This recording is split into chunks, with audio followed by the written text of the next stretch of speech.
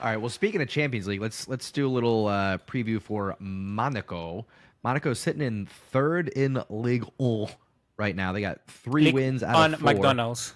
League Big Mac over there. I know Monaco have an incredible striker in Balogun, right? So we got to be fearful of him. But It's only because he's American. Oh, is he? I didn't. Oh, wow. I didn't even realize that. Sure. Yeah. If you say so. Anyway, we did lose to them in the Joan Gamper Trophy. Was it 3-0? I believe it was 3-0 if I'm remembering correctly. What's going to be different this time around, Buga? It wasn't that long ago. This was just like 2 months ago. I think that it's, of course, the system that we're playing right now. It's longer like entrusted in our team right now. We can see the roots of Hansi Flick ball already like circling around the players a lot more. It's already far more ingrained than when we played in the Gamper Trophy. So it's gonna be a completely different game. Like it's really gonna be a completely different game. But I'm also interested to see how it develops, because we haven't seen so far any match of the Champions League in this new format. So we don't know whether teams are going to speculate a lot more. We don't know whether teams are going to try to preserve the new, whether they're going to go in the last few minutes. Let's say Barcelona are losing by 1-0 to Monaco. Are they really going to go all out to try and win, or what's going to happen? You know, those things like that, those momentums in the game, we have to see how it develops, because we don't know how much importance every single game is going to develop. And I don't think we will know even this season. We'll know that like in 3 years' time. But it will be interesting to see how the strategy changes, because it's not a 4-team group format anymore where you could get away with, 2 wins and a draw, or 1 win, 1 draw, 1 loss sometimes. So it is going to be different. For instance, I think we can do that on an episode, but I found an Excel sheet that actually I predict like every game of the Champions League in this format, and I predicted it just for fun, like last night. And if Barcelona, look, for instance, I changed, I think, a 1-1 draw with Atalanta. I changed it to a 2-1 victory from Barcelona. If it was a 1-1 draw with Atalanta, listen, guys, Barcelona would have finished like 8th, would have finished like 15th. And then, like, if they scored 1 goal, they would go all the way up to 3rd. So it's like the margins are gonna be super, super short. So it's like, it's gonna be very interesting to see, because, like I said, I only changed 1 goal, and we can go from being 15th to being 3rd. So it's like insane what this can do. It's gonna be like, I don't think, actually, I was talking to my dad as well. I don't think. I was going to say you Americans, but I was going to say like people who are not from CONMEBOL, like it's different, because like it's very similar to what it happens in the CONMEBOL qualifiers for the World Cup. Like this format already happens in CONMEBOL quite a lot, because it's a league, right? And it's just one group and everyone plays each other. And it's so tight that, for instance, you can also simulate that. And by winning 3 games, you can be in the World Cup. And by losing 12, like you're okay outside of it, but if you win 3 after that, you're in. So it's small margins. So it's going to be very interesting to see how we approach this game. So I'm very excited actually to see how it develops. And not only Barcelona's game, right? Because this time around, it's different, because we have to watch everyone. All our eyes have to be in all the games. Yeah. It's no longer like group stage where you just go, oh, I can only care about what our only competitor does. No, it's every single team is a competitor. That is true, actually. That's a good point in terms of increasing viewership and increasing games that matter outside of following your club. I think like suddenly Juventus PSV, I care about that game. Like that's it's gonna be interesting. We're gonna get some good hipster matches out of this. Yes, I know that for sure.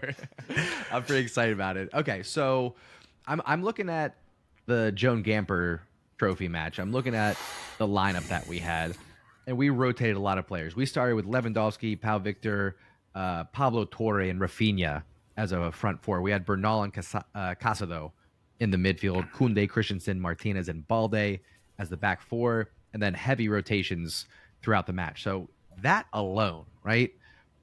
Starting with our proper starting 11, giving them a majority of the match, and like what you said earlier, the fact that we are now fully in to Hansi ball, whereas Joan Gamper Trophy, we're only dipping our toes in those waters. I expect big things. I think it's going to be. I'm going to go 4-1 Barcelona. I'm going to say a Against brace from Monaco? Lewandowski against Wow. Monaco. I'm going to say a brace for Lewandowski.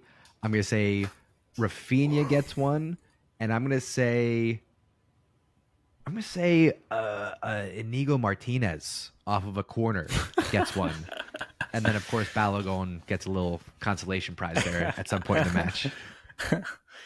I think this game is gonna go maybe similar like you think. I wouldn't be surprised if Monaco, for instance, score first and then Barcelona like batter them or something like that. But I do expect it to go very similar to Girona, where maybe it's like Barcelona score first and another one then Girona crawl back for a penalty or like a corner or something, and then another 2 goals from Barcelona. I would be expecting that. While talking to you right now, I just read that maybe Dani Olmo doesn't start that game and it's Ferran the one who's going to start, because it seems that Dani Olmo is not ready yet. Well, it would give Dani Olmo a chance rest for his nose and his knee to rest.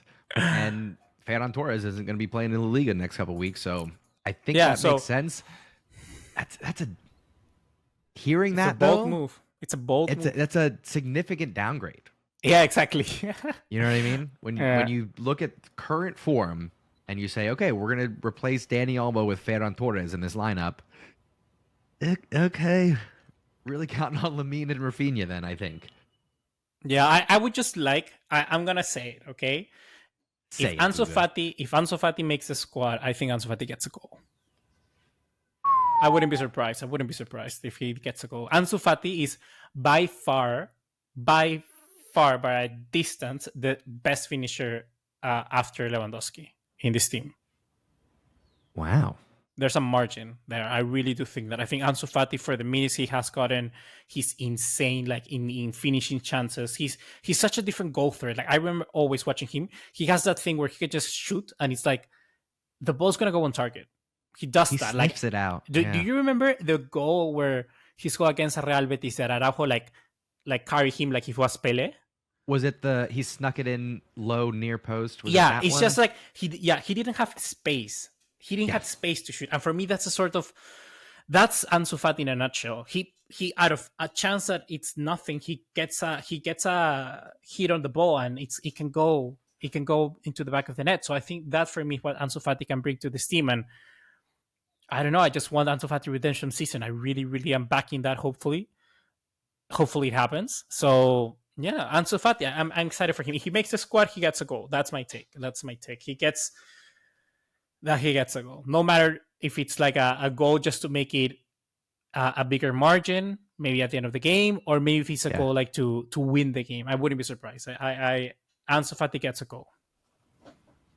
I almost want it to play out where he comes in, like we're up 3-1, he comes off the bench and gets the 4th goal. I'd rather it be that than it's 1-1, he comes on and gets the winner. Why? Because I think that actually puts too much pressure on him. I want to learn our lesson from the first time around, and I want to treat Ansu Fati with kid gloves. I don't want to go, oh, he's back, baby. He's Messi again. We're so glad that he kept the number 10 and blah, blah. No, we just need to, good. Ansu Fati got the goal. That's what we're expecting. That's what he needs to be doing. We're on the right path. That's what I want to see. I actually want to see as little hype around Ansu as possible while he incrementally shows us that we were right in reinvesting in him. Yeah, I don't know. I don't know. I don't agree. I mean, if we would have learned that, he would be wearing like the number 22 shirt or something like that, not the number 10. That's fair. It is interesting. I'll say that. I know he just went out on loan, so you don't like automatically lose your number, but it is a little bit interesting. And I wonder if any of it is just tied to the marketing, tied to the branding. It's not a good look for the club to be like, hey, I know we said this guy was our guy, but we were wrong. It's actually this guy. Here's our new number 10, and give it to Lamine, give it to Rafinha, give it to Dani Olmo. I think it's a better look actually to leave it with Ansu. Yeah, no, I with that I agree. But yeah, I don't know. I'm just super hyped for Ansu Fati, honestly. I cannot wait for him to come back because, dude, if imagine if I just clocked in like if Barcelona get the best out of Ansu Fati. You have Ansu Fati on the left wing and Lamine Yamal on the right wing. Like Nico wow. Williams, who? That's what we'll that's be saying. insane, bro. That's insane. And even you can buy Nico, and you can put Ansu Fati for the middle. Like it's still something you can do. Things like that, right? So I'm just super. I just want this season for one game to see Cubarsí, Balde, Gavi, Pedri, Lamine, and Ansu Fati all in the same team. That's my dream. That's my dream. Can we field? No, I think we'd be short. I was thinking, can we field a full La Masia team like we did back in, I believe it was 2011 that we did that?